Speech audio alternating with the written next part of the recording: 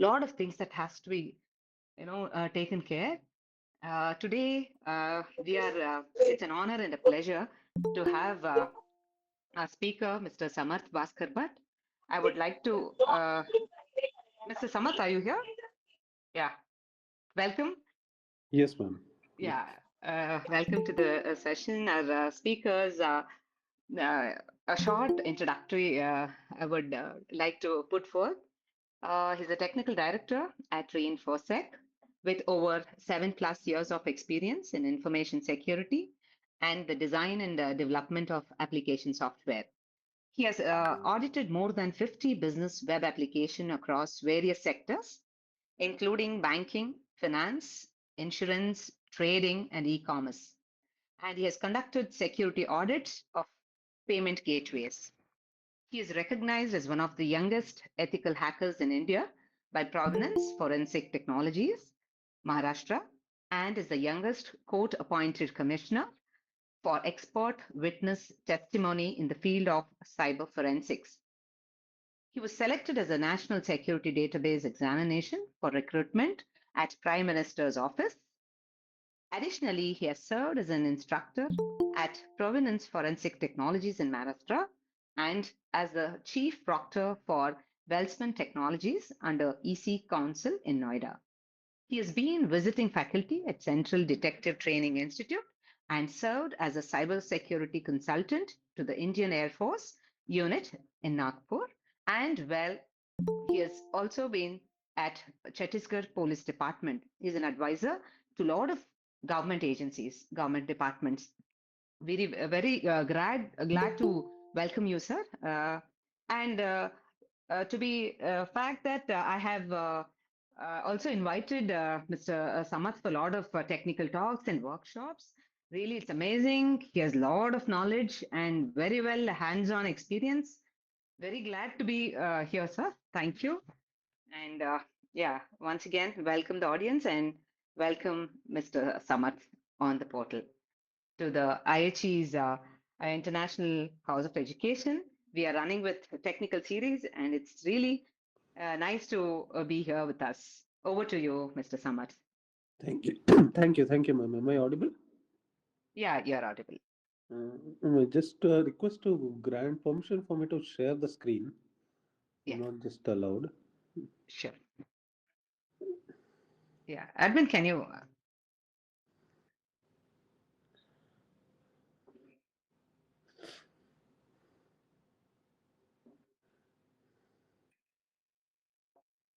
Yeah. Thank you. Just Yeah, sharing you my can. screen.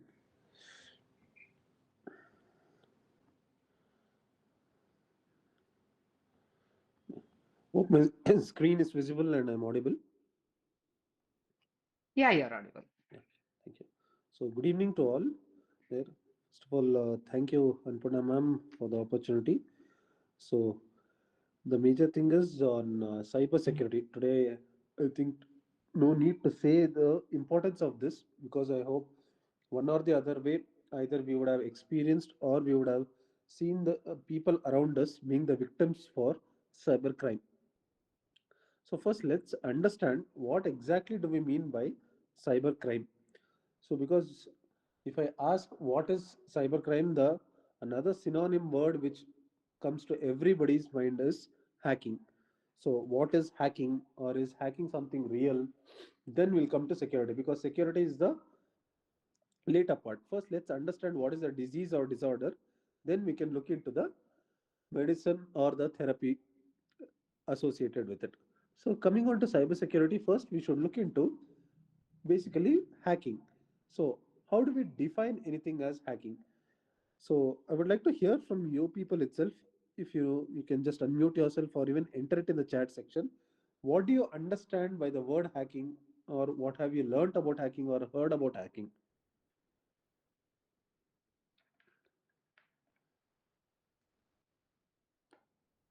Any answers? You can either unmute yourself or even enter it in the chat section.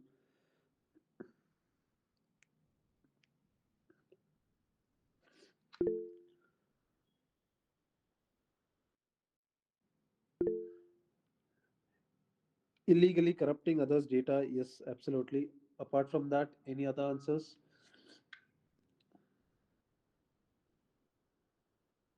unauthorized access, correct?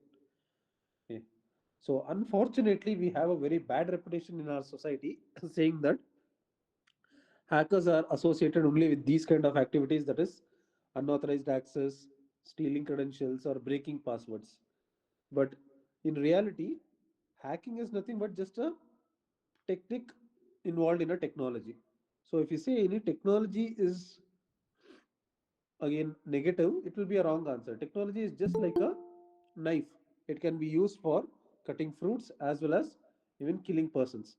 The intent and the persons who use it out is what it matters. So when we come on hacking, there are a lot of misconceptions with respect to hacking. For example, what do we mean by misconceptions like breaking passwords, stealing credentials, or unauthorized access? These are all right answers. I don't deny it out, but these are not the appropriate answers. What do we mean by appropriate? For example, if I ask the question, who is a doctor and what is the functioning of a doctor? We will never answer it saying that a doctor is a person who will cut organs of human body or who will kill a person or who will cut throats or who will cut any human organs. Those are all part of doctor's profession. Similar way, when we say hackers, the part of hacking is breaking passwords, stealing credentials, or unauthorized access. It is not the actual process.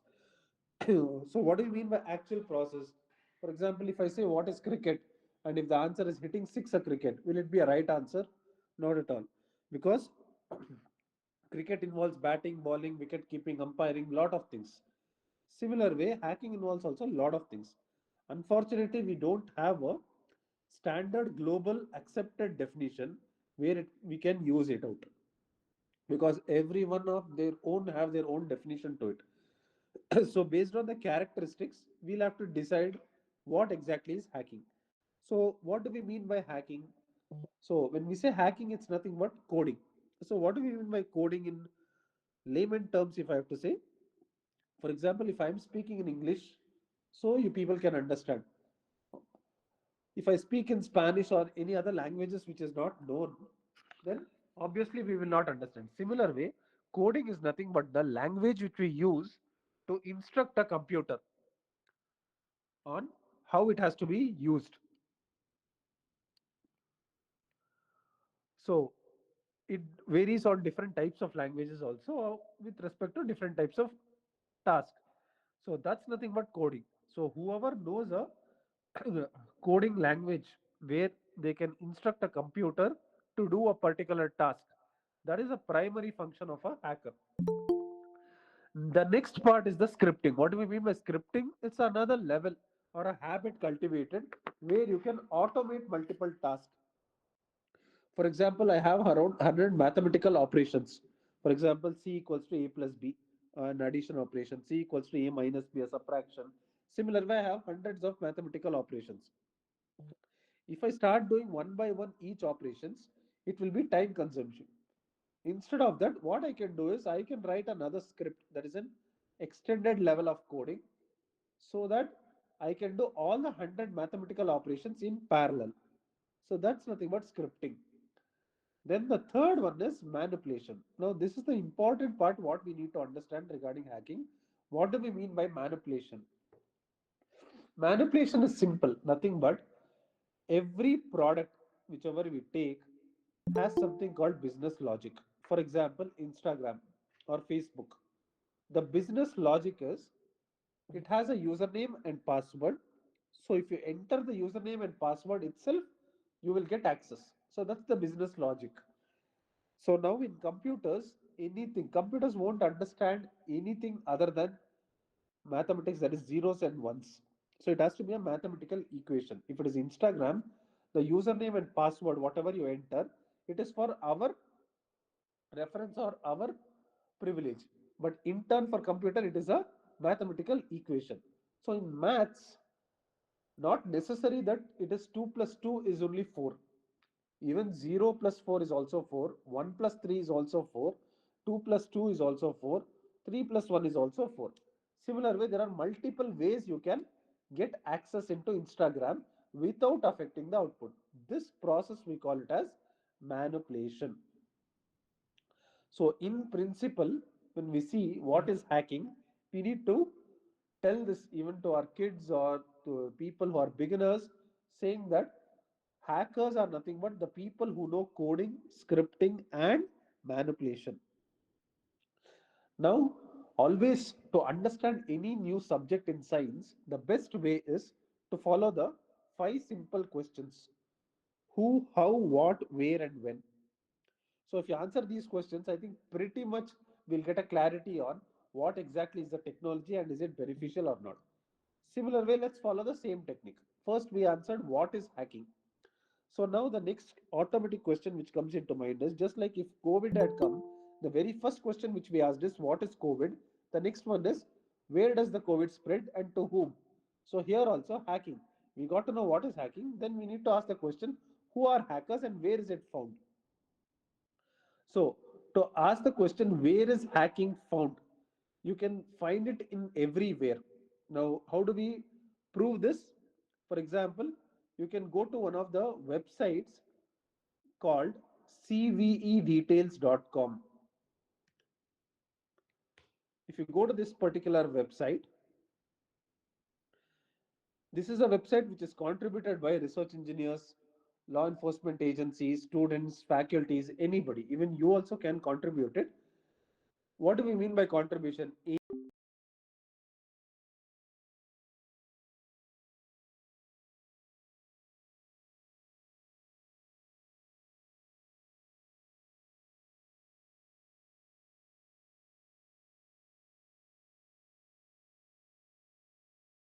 Today, across the globe, across any particular company, you take any product. We'll come even to the reason why it is hackable also.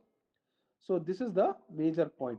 What is hacking and where is it found? It is found in everywhere, wherever you go. Because every technical product is just like a human body. What do you mean by human body? Human body is nothing but, is there any human body which is free of diseases? Or can there be any human body which is free of diseases? It is not possible, because every human body, one or the other way, it will be suffering from common cold to corona to cancer, one or the other diseases. Similar way, every product will have one or the other vulnerabilities which can be exploited by default. So there is no product which is free of vulnerabilities here. So now we got to know where hacking is found and what is hacking. The very next question which should come to mind is, who are the hackers? So who are hackers is, there are three types of hackers usually.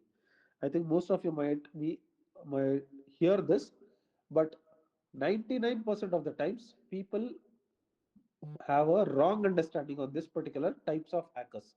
So usually types of hackers are black hat, white hat, and gray hat. Now, I would like to ask, who are or whom do you consider as black hat hackers?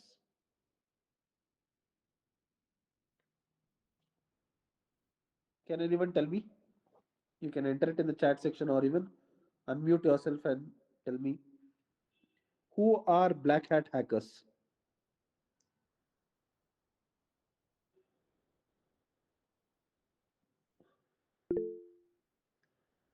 If they misuse it, now how do we say who is going to misuse it and who is going to decide it?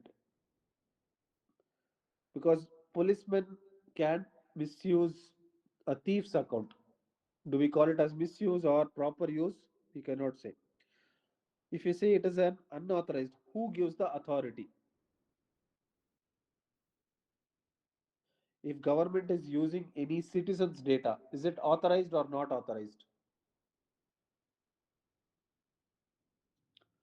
So here comes a big problem, even to explain to kids also what is right or what is wrong. Or when we say black hat hackers, who are black hat hackers? Because if we say black hat hackers are the ones who do bad things, then immediately today's kids will ask you the question, policemen also will hack thieves account, is it bad or good? It will be a very big, tough question to answer. Now, similar way, if we say if they are doing anything which is without permission, then again the same question. A policeman will never ask the permission to hack a thief's account. So, how do we answer this question? Here comes a major thing which we are also aware most of the in today's generation. So here, anything which is related to hacking should be dealt with a lens called legality. There is nothing called moral, ethical, good, bad, right, wrong. There is only something called legal or illegal. Now, what do we mean by legal or illegal? Any activity in terms of legality changes from geography to geography. For example, things which are legal in India are illegal outside India. Example, using WhatsApp is absolutely legal in India. But if you go to few countries, it is absolutely illegal. For example, China or anything. Similar way, things which are illegal outside India, sorry, things which are legal outside India are illegal inside India. Can anyone tell me what is the example for this?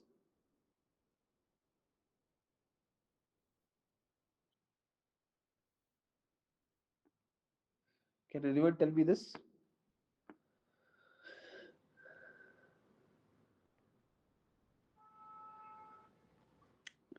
Bitcoin, forex trading, these are all legal in India. There is nothing like illegal. Things which are legal outside India, but it is considered as illegal in India. Example, TikTok. So this is an example. Similar way, so black hat hackers are the one who do hacking which is against the law. There should be a legal law. For example, in India, what is a legal law? There is a legal law called IT Act 2000 and IT Act 2008. In that, there is section 66 to section 79, which is clearly defined what is considered as hacking in India, what is the compensation, what is the punishment, what is the process, each and everything, with respect to even including for government. Even if government does it, it is also punishable there. So, example for black hat hacking is, for example, Julian Assange. He is the founder of WikiLeaks. Most of you might be aware of it. WikiLeaks was an organization or a movement, you can say, where they hacked into USA's defense ministry computers and they revealed the data to the public, which was against the law, which we call Pentagon secrets. So this is considered as black hat in USA, not in India, because the legality changes. So these are called black hat hackers who are against the law, irrespective of whether they are a policeman, irrespective if they are a government, irrespective they are a common citizen also. They are called black hat hackers. Similar way,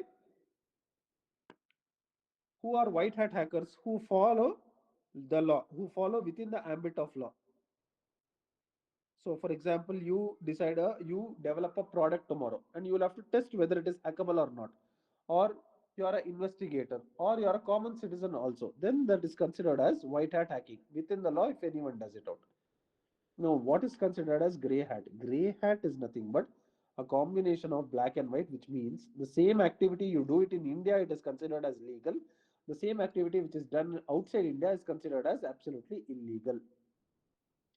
So this is called gray hat hacking.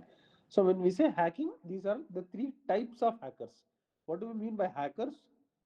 They are the people who know coding, scripting, manipulation, who have presented their research there.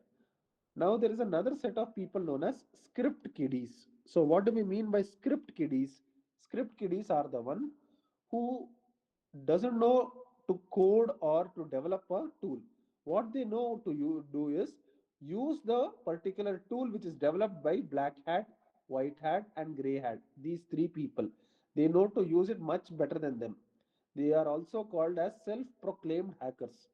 If you go to YouTube or Udemy, there are plenty of people who are the considered as hackers. They consider themselves as hackers and proclaim it. Unfortunately, in India, there is no mechanism to identify a hacker. What is the best way to identify any hacker or an expert is the very simple way is we need to ask them, do they have any contributions to this particular website, that is CVE details. If they have any contribution, then they are considered as hackers. If they don't have any contributions, then they are considered as normal people, nothing else. here. Now let's see a small demo of what is hacking. So far we just saw we definition each and everything. Let's look into the small demonstration of script kiddies. For example, now I have a Windows operating system over my screen. I don't know what is the password. Whatever I enter the password is considered as wrong password. In this case, I can hack into the system. Why? Because as I said, everything is a mathematical equation on the background. I can have an external device, insert it out, and just try restarting. So to do this attack, I just need an external device, which may be a pen drive, which may be a laptop, sorry, which may be a pen drive, hard disk, floppy, or USB, or even a CD. In my case, I've used CD. So I'll just insert the device and I'm just restarting it.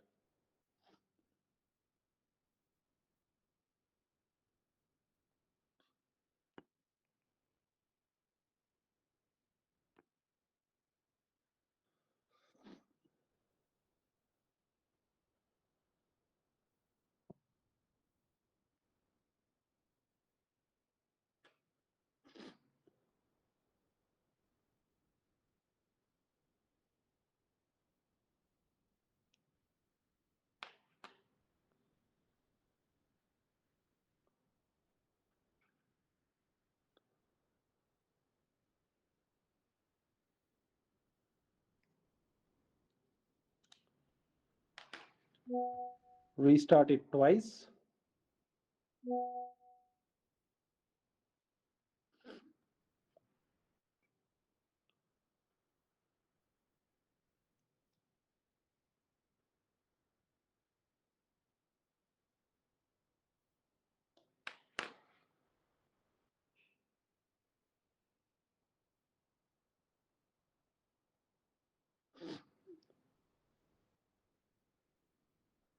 So now it is asking me, how do you want to boot your device? So I will choose the CD as shown in the screen. So once I do this, it will boot it up in a normal way. And let's see if it asks us the password as it did before. So this is a software which is used for hacking into Windows operating system, which we call it as con boot.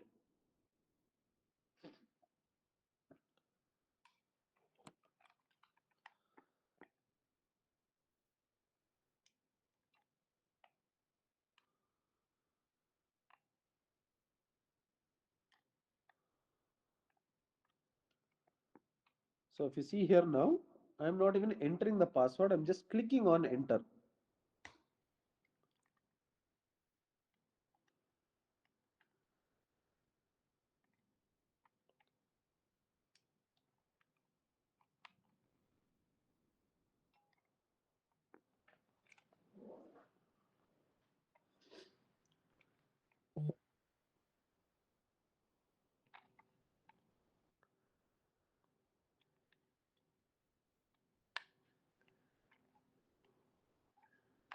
So if you can see, we have got the access. So this is how we can get access to any system. Today we see any part of the country, everything is end of the day a computer. So it may be a ATM machine, it may be a payment POS machine or everything or a mobile, everything is a computer. Just like how here I've shown through how a Windows operating system is being hacked, similar way every system can be hacked. Now, let's go into the security part of it. This was on the hacking. So now the major thing is we have to be aware in order to protect ourselves and prevent ourselves from being victims. So the very first thing is just like how we have our physical life, similar way today we have something called digital and virtual life. What do we mean by digital or virtual life is whatever we were doing physically, we are doing everything today over online. That is virtually. It may be ordering food, it may be booking tickets, or it may be sending messages, everything.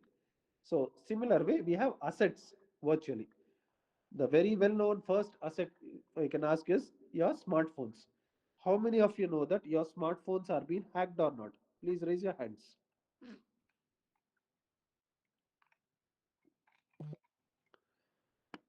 Or how do we know that whether our laptops or your, sorry, how do we know that whether our smartphones are being hacked or not? And how do we check it out?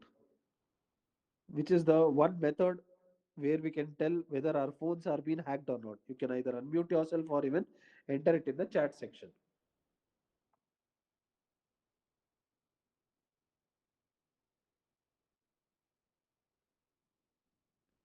Unusual performance issues. Today, I think after 1 year, everybody's phone has this issue. That doesn't mean it is hacked. So note down few of the, let's do something called sanity checks. You can note it down as well. I'll be listing out around 20 to 25 steps. So among that, the first one is how to know whether your phones are being hacked or not. Open your dial pad and enter the command star hash 62 hash. Once you enter this, you will get a response. Computer will not, your mobiles will not directly tell you that your mobiles are being hacked. Just like your body will not tell you whether you have cancer or not.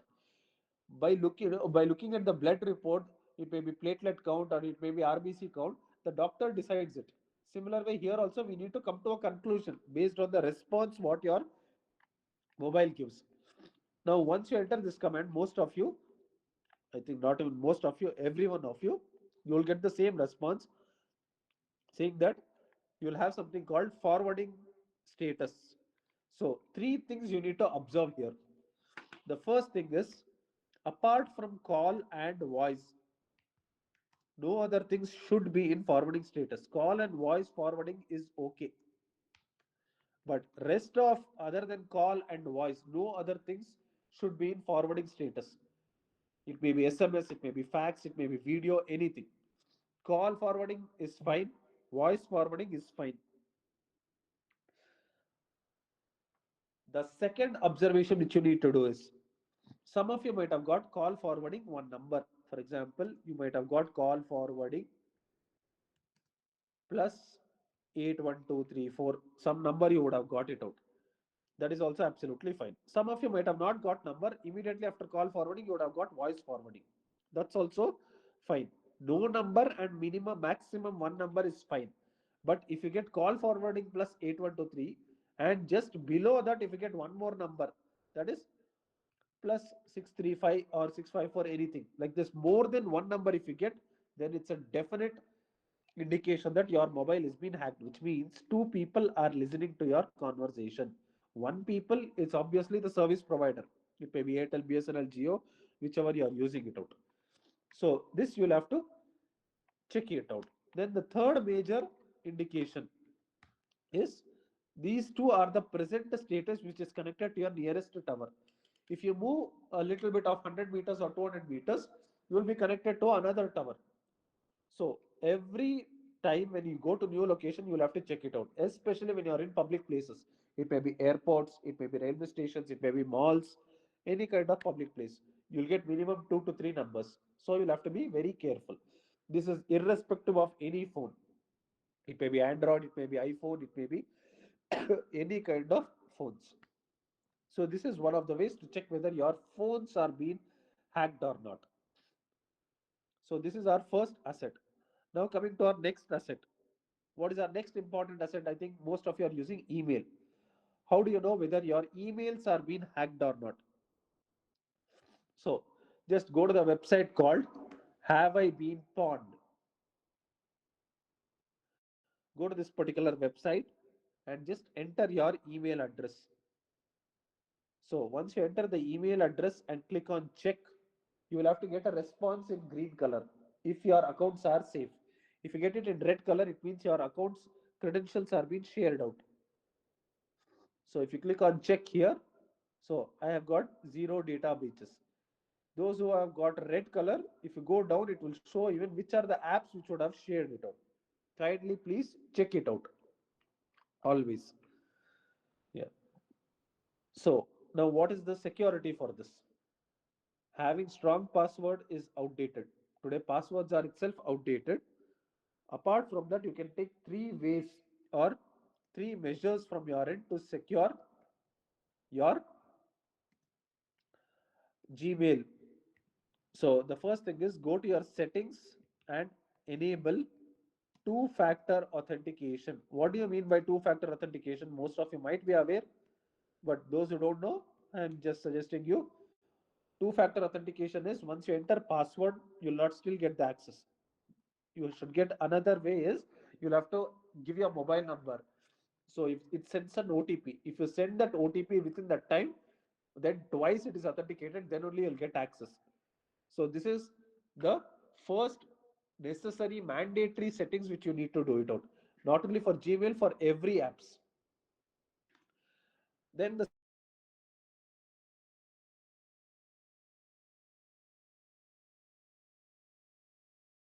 thing is now in this, how do you know whether it is hacked or not? All the IP addresses you need to verify it out whether it is a authorized one or not.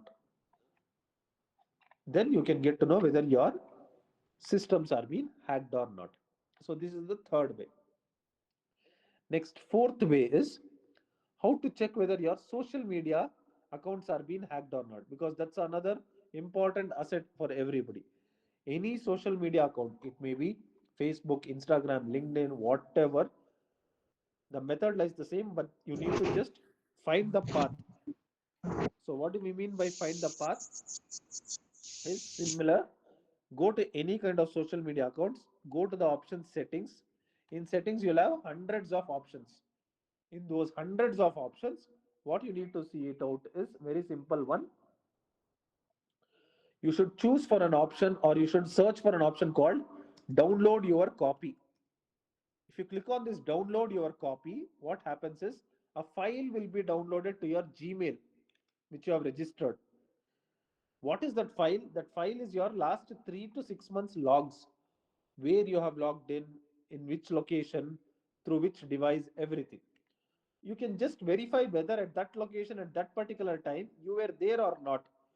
If you were there, it means you have accessed it, nobody else. If you were not there, it means somebody else has accessed it.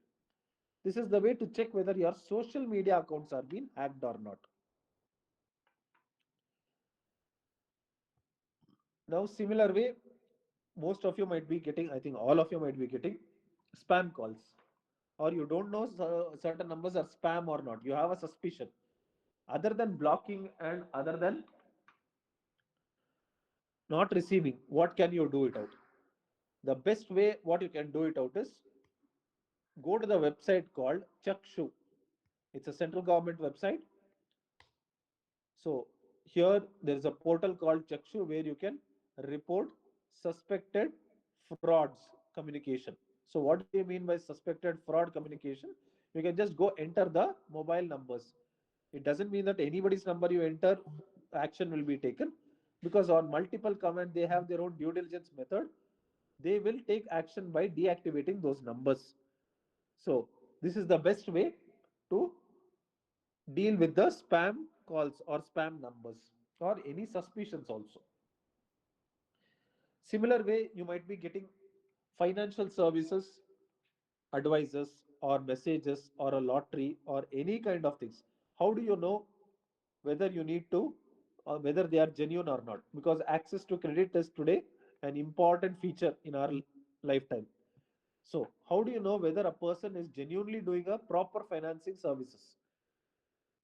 Whenever you get a message or a call or anything, you can just go to the portal called Sachet by RBI, SACHET by RBI, Reserve Bank of India. So here you can go and file a complaint there. Once you file a complaint, they will take action and they will even tell you whether it is a genuine company or not related to the financial services.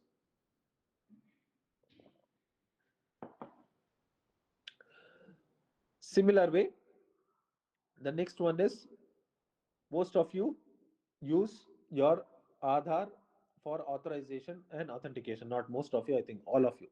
How do you know how many phone numbers are connected to your Aadhaar? You'll always have to know, because whenever you have given for authorization, they also might have used your Aadhaar. How do you know whether they have used or not? You can go to a website called TAFCOP, TAFCOP. If you go to this particular website called TAFCOP, you can enter the mobile number and your Aadhaar. It will show the list of phone numbers which are linked to your Aadhaar card. So there is an option to delink it if your mobile number is not among that. So you can definitely check on it.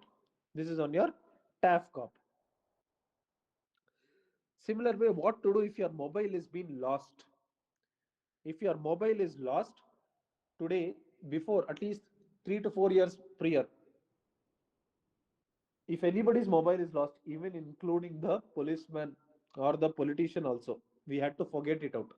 Out of 100 phones, getting one phone back also, it was quite impossible. But today, out of 100 phones, we are getting 30 to 40 phones back. Why? Because there is a process initiated by the government. What is that process? You can go to a website called CEIR, which means Central Equipment Identity Registrar. So here you can go, if your phone is lost, you can upload three documents which it will request on. One is on your government ID, that is your Aadhaar. One is your phone bill, and third one is your police complaint which you have given. If these three things are given, your device wherever it is in India, it will be locked. The IMEI itself will be blocked. So no one can use the mobile. Now, will you get your mobile back? There are chances, again 30 to 40%. But more importantly, is your data is safe. Nobody can access your data. So this is one of the important thing which you need to know it out there. Similar way, you might get plenty of files over WhatsApp, over email. How do you know whether it is a virus or not? During tax filing, your ITR filings, you'll get a file saying that use this link, but you don't know whether it is genuine or not. Whenever you get any file, kindly download it. By downloading, nothing will happen, but don't open that particular file. What to do after downloading? Go to a website called virustotal.com. If you go to this particular website, here there is an option called upload any particular file. So if you upload any particular file, it will automatically tell whether the file is a genuine file or not easily. So you can get to know whether it is a malicious file or not always. Similar way, if you get any phishing links, how do you know whether if you click it also your mobile can be compromised? How do you know whether it is a genuine link or not? Just go to the website called expand URL. If you go to this particular website, it will check whether the URL is a malicious phishing URL or not easily. Similar way, today in India, there are two cyber crimes which are very, very strict and serious. One is cyber terrorism, and one more is child pornography. So, entire India, for terrorism, there are plenty of agencies which will track down, which we are all aware what is terrorism and how to be away from it. We all know how to deal with it also. But regarding to child pornography, today even our kids are using mobiles. We can't prevent them from using it out. In India, the law is so strict that if anyone is viewing or recording, or by default, even if there is a video forward which is a child pornographic content which has come to your mobile, that it is a non-bailable offense. They can put you in jail for 6 months, and you cannot even ask them why have you put. So it's such a serious offense. So in that case, how do you be safe? Suppose a video comes to you, because Government of India, that is Women and Child Ministry, central government, and Facebook have designed a tool in such a way that in entire India, whoever watches pornographic content, they will get to know very easily. They can pinpoint it device wise. In that, they have used tools where if it is a child pornographic content, immediately it will be notified to the state CIDs and in turn to the local police stations. This is related to you. It will be taken down in 24 hours. Very important thing, a sensitive education which we need to tell even our kids, because we don't know what our kids are using, including even us also. We also don't know whether we are a victim also. So this is an important thing which we need to do it out there. Similar way, when you are purchasing new devices, how many of you know that your whatever you have purchased the mobiles are first hand mobiles? How many of you are sure that it's not been a second hand mobile?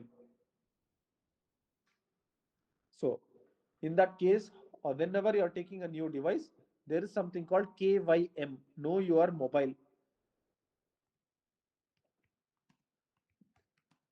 There you need to just enter your IMEI number.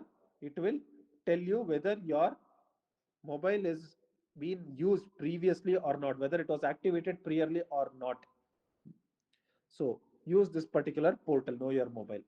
Similar way, if you have Wi-Fi connections, if your service provider is doing any kind of pornographic content, they will do it on your name because they are the ones who are assigning you Wi-Fi IP addresses.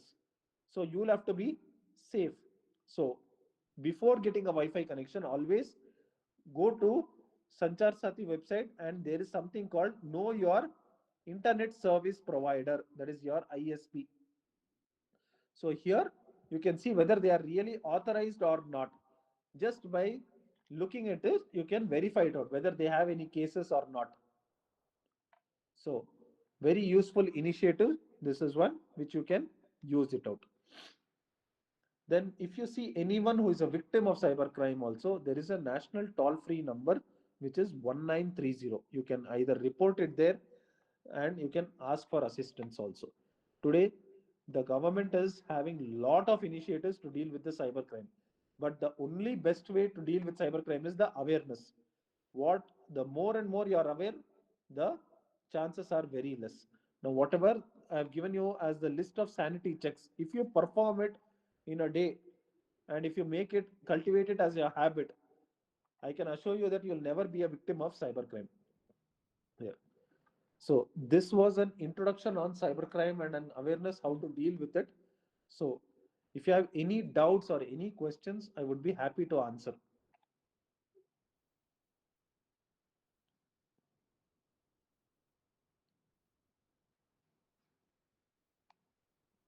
You can either even unmute yourself or even enter it in the chat section.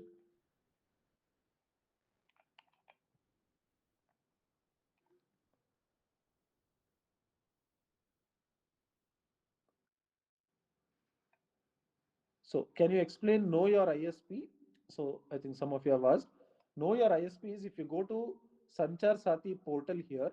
So every service provider, whoever has to provide internet service, has to get registered by government, where their entire background check will be done and will be given out here.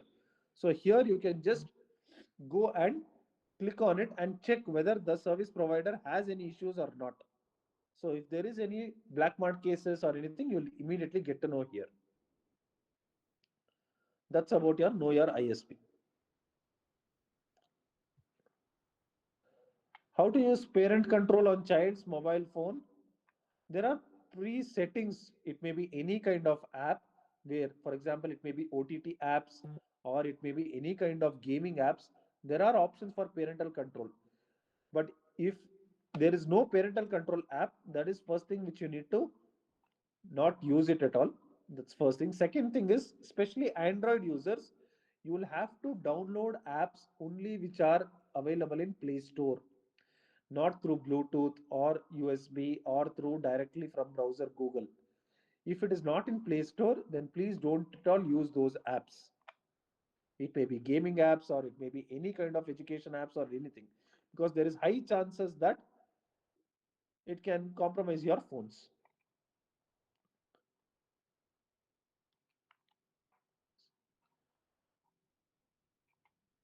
Hope I answered your question now. If there is any other questions, please you can feel free to ask me.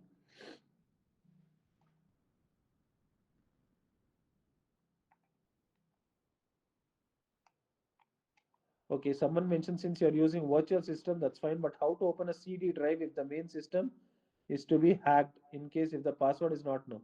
Same way, not necessary CD, you can use even a pen drive also. Just install the software which I've given out, that is Conboot, you can definitely do it out. These financial frauds, whoever is calling, what to do. The major thing is we don't know how to use the device because we are not trained. It may be apps or it may be mobiles or anything. The only thing is awareness. Government alone, central government alone requires 65,000 ethical hackers for their normal functioning, because there are so many critical infrastructures. It may be airport, it may be gas stations, or it may be any kind of critical informations there to be maintained. So every government department is lacking out today. So there is a huge career opportunities. That is where there are plenty of programs designed for it. And if you go into any, how do I retain the knowledge that will be shared by you, where and how should I apply the knowledge, just follow these steps which I've given on a daily basis. Automatically you will be very handfully used and you can get to know it out. Mentioned that you have multiple connections. Yes, you will have to verify all those connections are genuine or authorized. Because there might be unauthorized connections also. So you'll have to verify it out always. So usually it will take around 6 months for anybody from scratch to understand this subject. But again, to be an expert, it depends on how you practice it out. How do you get job in government sectors? There are plenty of certification programs, globally valid global certification programs on cybersecurity. For example, one is EC Council, one more is SANS or OSCP, where you can get these certifications, where you can get an entry point for the job requirement. How does AI help? AI will help in making your things efficient. Suppose you are doing around 10 tasks in 5 days, your AI will help you do it in 3 days in a much organized and much more.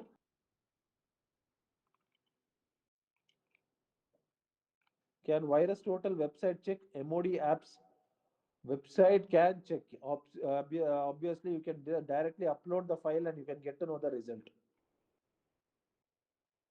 During cyber forensic investigation, what is a common mistake companies make that permanently destroys critical digital evidence? Not having a backup and not having a proper cyber hygiene procedures. How to use it out. Just like what, no, none of you or most of you might not even log out your social media accounts, which is the biggest threat. So though there is a logout option, so there are plenty of practices which has to be followed. Can we use AI to detect data breach?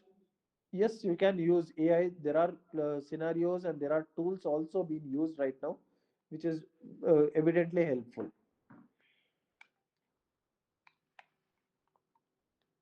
If you allow an app to access your files and they publish them, what can we do? Because their terms and absolutely, this is one of the things which we'll have to look into it. That's why indigenization matters a lot.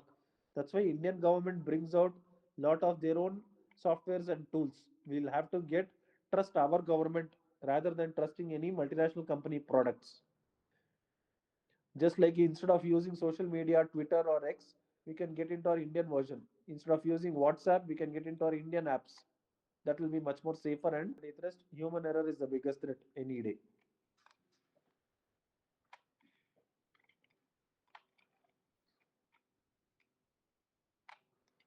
Areas where research scholars should work in cybersecurity, you can take any kind of technology, whichever uses wireless communication, their cybersecurity has to come into picture.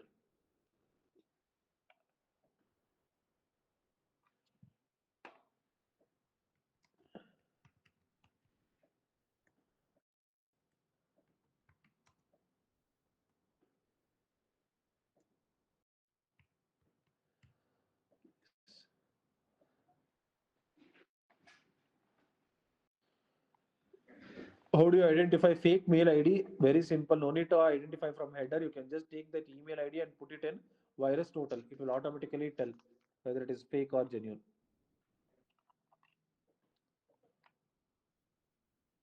With AI and advanced technologies growing fast, how do you see cyber threats evolving next 5 years? Next 5 years, more and more the cyber threats will be reduced because government is bringing lot of authorizations. The government's end goal is to give only one phone, one SIM card entirely for everybody.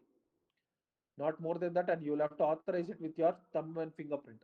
So, very soon the cyber crimes will be reduced, not will be increased.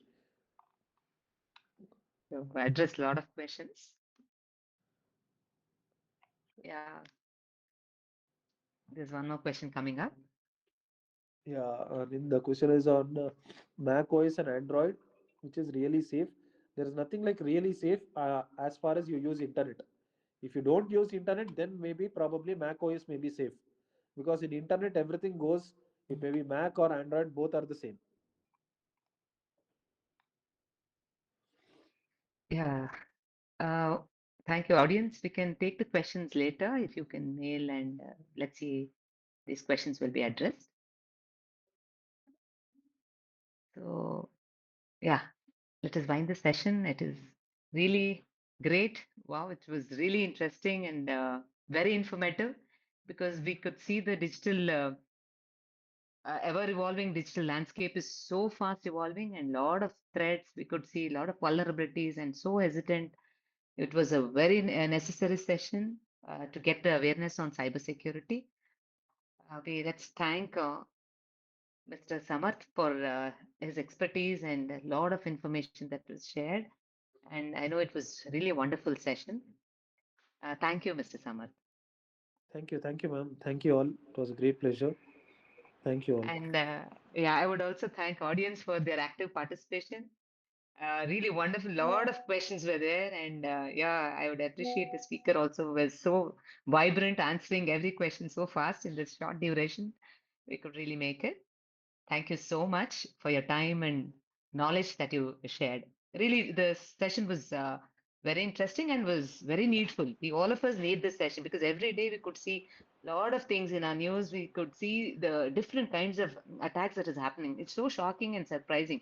We're all with mobile apps, applications, devices everywhere, wherever you think of app, and it's all happening. Really wonderful session. I know a lot of things to learn. And also the Mr. Samarth shared about the certification programs, which is really interesting and very informative.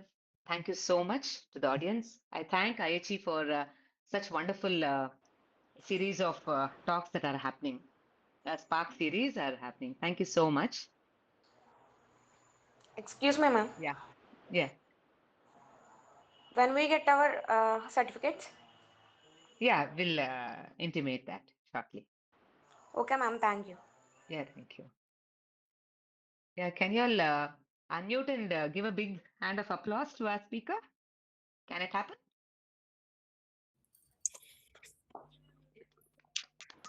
Yes. Thank you, Mr. Samarth.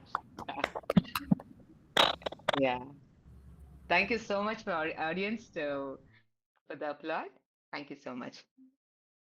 Okay, let's disconnect.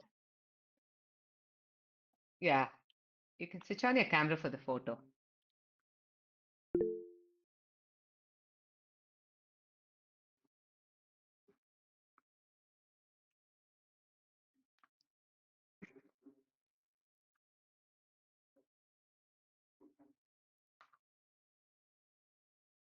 Yeah. Thank you. Thank you all.